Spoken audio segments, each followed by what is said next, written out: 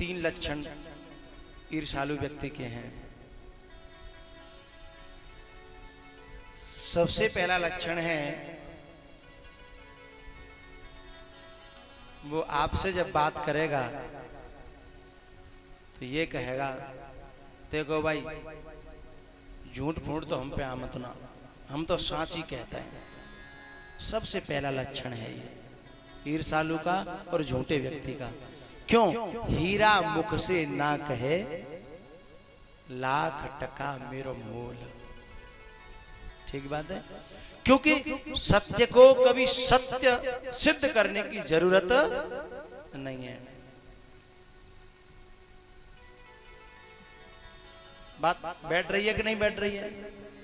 पहला लक्षण है तो यूं कहे कि भाई झूठ फूट तो हमें झूठ से बड़ी नफरत है, तो समझ लियो वो हरिचंद्र को चाचा है कलयुग में आकर के।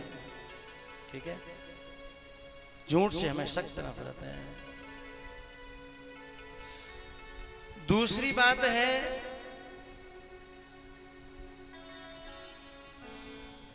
आपके व्यक्तिगत स्वार्थों की चर्चा करेगा। वो आपके परिवार से, आपके संबंधियों से अलग करने के लिए आपके व्यक्तिगत स्वार्थों की बात करेगा कि तुम अपने बारे में तो सोचो, देखो मैं तो तुम्हारे बारे में सोचता हूं भाई, वैसे मुझे तो कोई लेना, ये लक्षण है, वैसे मुझे तो कोई लेनो देनो नहीं है। ये मंथरा के शब्दों में झलकता है। वो कहती है, चेर छाण हम होव की रानी, हमें तो दासी की दासी रहना, हमें तो कुछ मिलना नहीं, पर मैं तो तेरे हित के लिए कह रही हूं। ठीक है, अब परिवार में सब साझे रह रहे हैं, बढ़िया रह रहे हैं, लेकिन उसके अधिकारों का ज्ञान कराना कि तू का मरी जा रही है, तू का धरे रह जागो, या तू का कोई खोपड़ी चाट, सब साझे में तुझे सब कर, तू कर तो का ज्यादा कुछ मिल जागो के भाई यारे। अब ये ईर्ष्यालु व्यक्ति अपने अंदर की परिकल्पना तुम्हारे ऊपर थोप रहा है। ये संक्रामक रोग आ रहा है साहब। ये क्या संक्रामक छुआछूत का रोग है। ठीक है, 2 लक्षण। तीसरा उदाहरण अगली कथा के लिए।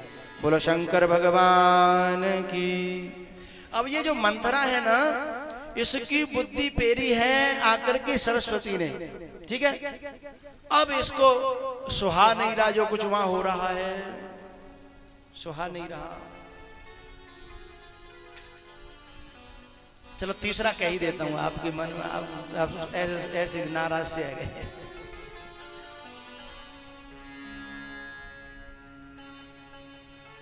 तीसरे ईर्ष्यालु व्यक्ति की पहचान है,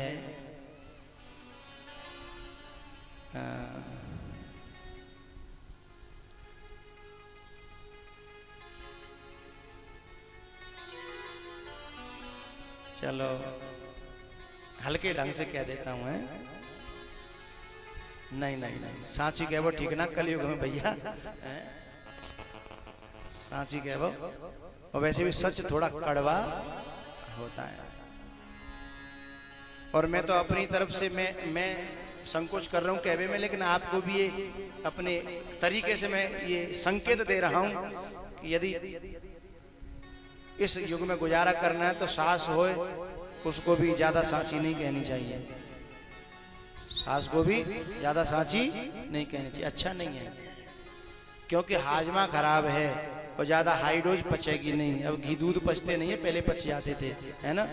अब घी दूध पचते नहीं, इसका मतलब सांची अब पचती नहीं है, उल्टी हो जाएंगी या फिर हाँ कुछ और रह जाएगा। मैं कहूँ कि मैं आ रही हूँ तो बताओ, आप कहेंगे पानी में घोल ले तो और ज्यादा घुल जाएंगे, वैसे तो उन्हें कहा वैसे आते हैं। अब आपको इसमें से एक चीज को त्यागना पड़ेगा, एक चीज को त्यागना पड़ेगा तो दूसरी मिल जाएगी आपको। माँ को तरीका जो है, मैं ऐसी जगह धरा हुआ चेंटी बहुत हो, ठीक है, चेंटी बहुत हो तो शक्कर एक एक दाने चुन ले जाएंगी, नमक को एक डेढ़ नहीं जाएगा। नमक को एक किन का तुम्हारा खर्च है व्यवहार नहीं है, और शक्कर की एक भी कण बचने वाला नहीं है। तो हमें एक चीज तो मिल जाएगी, नहीं दोनों ही चली गई है तो आपको नमक मिल जाएगा। अब मैं ये कहना चाहता हूं आपसे कि जैसे चेंटी की शक्कर को चुनने की वृत्ति है ना, ऐसे ही ईर्ष्यालु को अवगुणों को चुनने की वृत्ति होती है। और भक्त की वृत्ति क्या होती है? अब फिर मुझे ज्यादा घुसना पड़ेगा थोड़ा सा।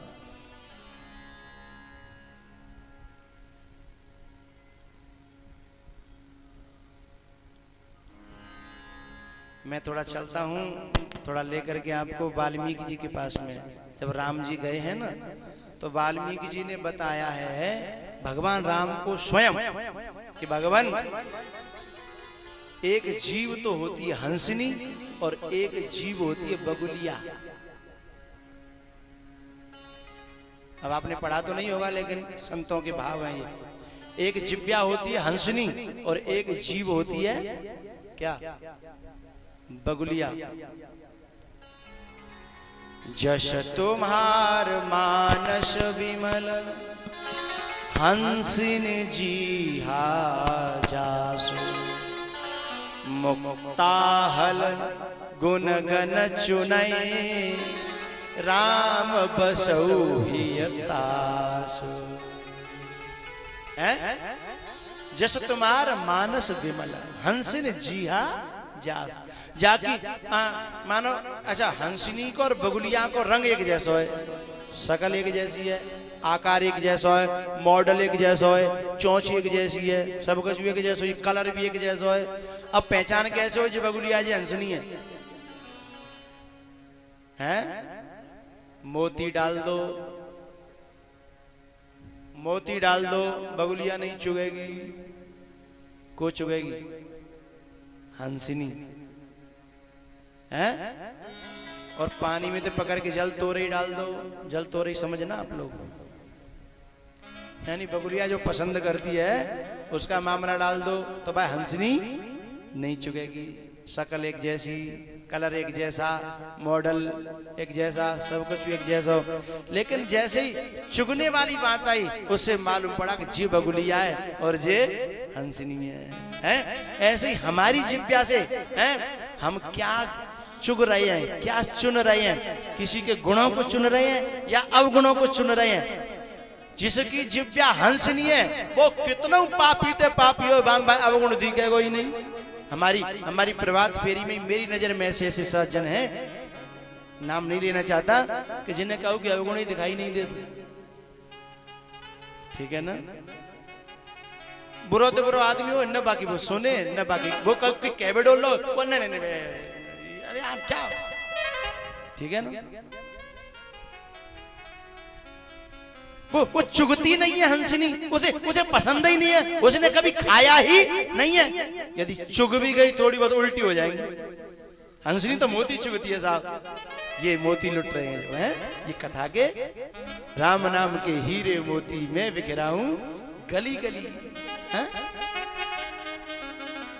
शोर मचाऊं गली।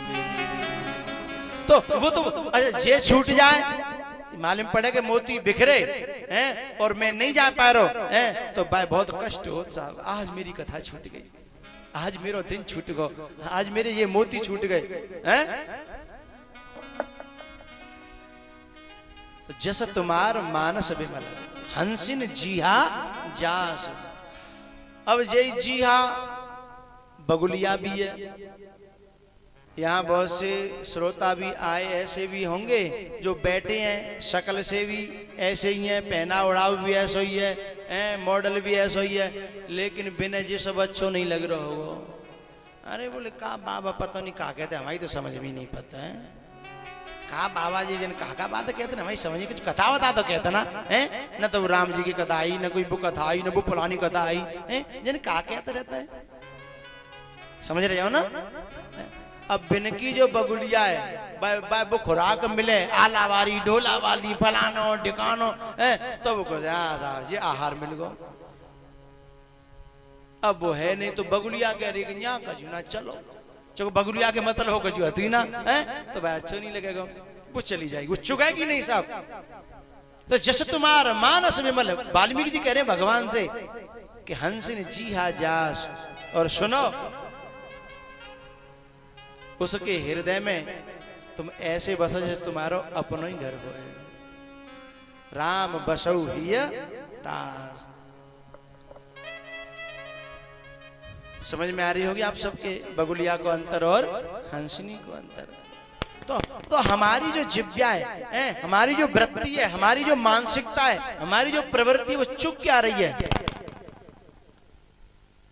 तो ईर्ष्यालु व्यक्ति की तीसरी पहचान मैंने आपको बताई कि वो चुन चुन के कितनों कछु पर्य होए बा कछु लेना नहीं, बाके मतलब सौदा मिलेगा, गंदगी मिलेगी है, बगुलिया है अपने मतलब मोती पड़े मां लय ही नहीं। इसके प्रत्यक्ष उदाहरण है युधिष्ठिर और दुर्योधन दोनों। कौरव में दुर्योधन बड़ा है, पांडवों में युधिष्ठिर बड़े हैं, और दोनों बिल्कुल विपरीत हैं। बगुला है दुर्योधन और हंस है युधिष्ठिर। दुर्योधन से किसी ने पूछा कि भाई एक बात बताओ, तुम्हें कोई दुनिया में आज तक अच्छा आदमी मिलो? अरे बोले तुम अच्छे ही कह रहे हो, दुनिया ऐसी खराब है गई है। बोले एक आदमी अच्छा नहीं मिलो, अब तक तुम इतने बड़े है गए। बोले मोए तो आज तक कोई अच्छा आदमी नहीं मिलो। बोले तेरा बाप? बोले बहू मोए तो ठीक नहीं लगा। तो